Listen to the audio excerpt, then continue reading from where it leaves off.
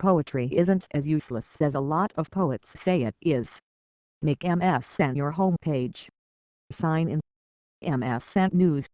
MSN News. Web. Images. Videos. News. Maps. Search. Home. Thus 2016 election blog. Recall report blog. Crime and justice. World. Science and tech. Pop culture. In-depth. Photos. Video. Poetry isn't as useless as a lot of poets say it is. AP. Getty file photos.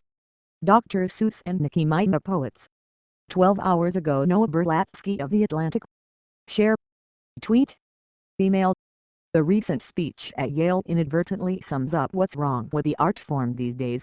Its gatekeepers believe poetry matters because it's poetry, not because of what it says. Poetry is useless. That's the prevailing sentiment in our culture, as far as I can tell. CEOs and lawyers rule the world. Policemen protect property and keep the peace and provide material for television promise. Athletes and rock stars and movie stars make tons of money and provide material for gossip columns. But poets? Who cares? It is difficult to imagine a world without movies, plays, novels and music, but a world without poems doesn't have to be imagined.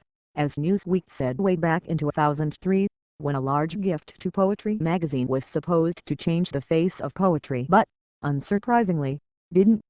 The 2002 survey of public participation in the arts found that about 14% of the people in the U.S. read poetry, which seems generous.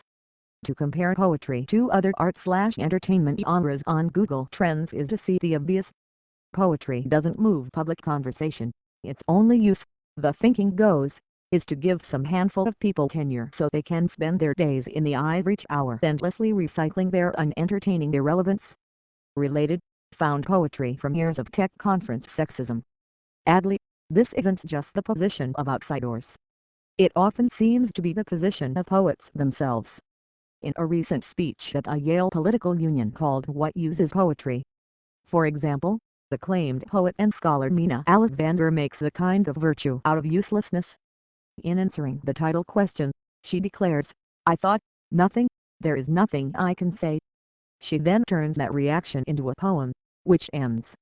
Standing apart I looked at her and said, "Iros, we have poetry so we do not die of history." I had no idea what I meant. Poetry, then, is contrasted with history and the world, its outside cause and effect and even reason. I had no idea what I meant. We look to poetry, Alexander says, for what is deeply felt and is essentially unsayable. The use of poetry is to value those things that are unpragmatic and unmundane.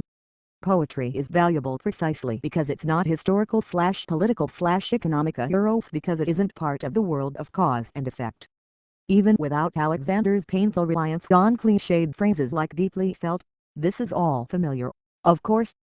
The Romantics, a Shelley's defense of poetry, a poet participates in the eternal, the infinite, and the one, as far as relates to his conceptions. Time and place and number are not insisted on poetry as the spontaneous lyrical expression of inner truth in contrast to folks like Pope and Swift and the Earl of Wilmot, who were more interested in satire or politics or sheer filthiness. The Romantics won, the satire and filthiness lost, and now, generations later, poetry presumes to deliver the same lyrical emotion and the same inner truth, although the spontaneity looks a little threadbare.